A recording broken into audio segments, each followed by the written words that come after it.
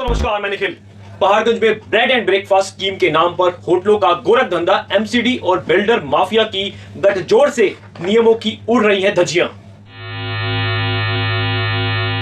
राजधानी दिल्ली के दिल कहे जाने वाले पहाड़गंज इलाके में एक नया मगर बेहद चिंताजनक ट्रेंड सामने आ रहा है। यहां अब ब्रेड एंड ब्रेकफास्ट स्कीम की आड़ में अवैध रूप से होटल नुमा इमारतें खड़ी की जा रही हैं। इस पूरे खेल में एमसीडी की चुप्पी और बिल्डरों की बढ़ती बेलगाम हिम्मत ने एक बार फिर यह साबित कर दिया है कि प्रशासनिक तंत्र भ्रष्टाचार के दलदल में गले तक धंसा हुआ है। क्या है ब्रेड एंड ब्रेकफास्ट स्कीम?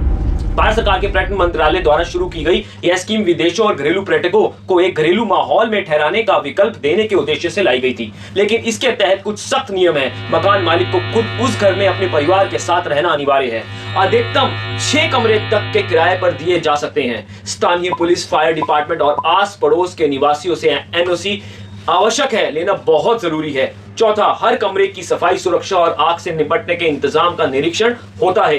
पांचवा, किराएदारों का पूरा रिकॉर्ड रखना बहुत जरूरी है और समय समय पर प्रशासन की रिपोर्ट देना होता है।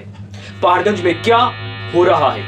यहाँ इन सभी नियमों को न केवल नजरअंदाज किया जा रहा है, बल्कि बिल्कुल विपरीत दिशा में काम हो रहा है। उदाहरण के तौर पर बिना किसी वैध नक्शे और मंजूरी के 5 मंजिला इमारतें बनाई जा रही हैं। ये इमारतें होटल के रूप में इस्तेमाल की जा रही हैं, जबकि मालिक वहां रहता ही नहीं है। कोई एनओसी नहीं, ना पड़ोसियों की, ना पुलिस की, ना फायर डिपार्टमेंट की। सुरक्षा मानकों का कोई पालन नहीं हो रहा, जिससे स्थानीय नागरिकों की जान जोखिम में है। क्षेत्र में अचानक बड़े पर्यटकों की आवाजाही से न सिर्फ असुरक्षा का माहौल बना है, बल्कि ट्रैफिक और कचरे की समस्या भी विकराल हो चुकी है। प्रशासन की भूमिका पर सवाल उठ रहे हैं। सबसे बड़ा सवाल यह है कि जब इतनी बड़ी इमारतें बन रही हैं, तो एमसीडी की नजरों में से ये कैसे बची रह गई? क्या एमसीडी ने निर्माण से पहले इन इमारतों का निरीक्षण नहीं किया? क्या क्षेत्रीय पुलिस को नहीं पता कि यह होटल कैसे चल रहा है, या फिर यह सब जानबूझकर मौन स्वीकृति के तहत हो रहा है?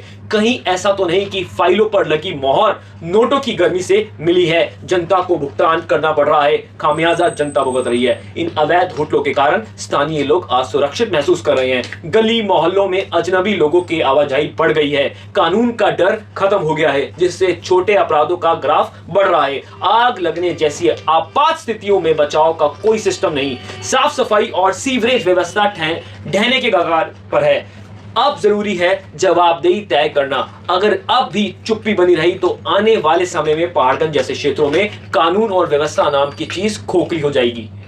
अवैध निर्माणों का माफिया खुलकर खेल खेलेगा। आम जनता के पास ना शिकायत का रास्ता बचेगा, ना राहत की उम्मीद। यह केवल अवैध निर्माण का मामला नहीं है, यह नागरिक अधिकारों, शहरी नियोजन और प्रशासनिक जवाबदेही पर सीधा हमला है। निष्कर्ष यह है, अब जनता को ही जागना होगा। अब समय आ गया है कि हम दिल्लीवासी ऐसे निर्माणों की रिपोर्ट करें। सूचना के अधिकार के माध्यम से, यानी कि आरटीआई के माध्यम से हम सवाल उठाएं और संबंधित अधिकारियों को उनके कर्तव्यों को याद दिलाएं, क्योंकि जब सरकारें चुप हो और तंत्र बिक चुका हो, तो लोकतंत्र की सबसे बड़ी ताकत बनती है जागरूक जनता।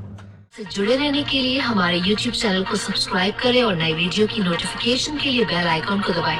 अगर आप ये वीडियो Facebook पर देख रहे हैं तो लाइक जरूर करें और ज्यादा से ज्यादा शेयर करें। धन्यवाद।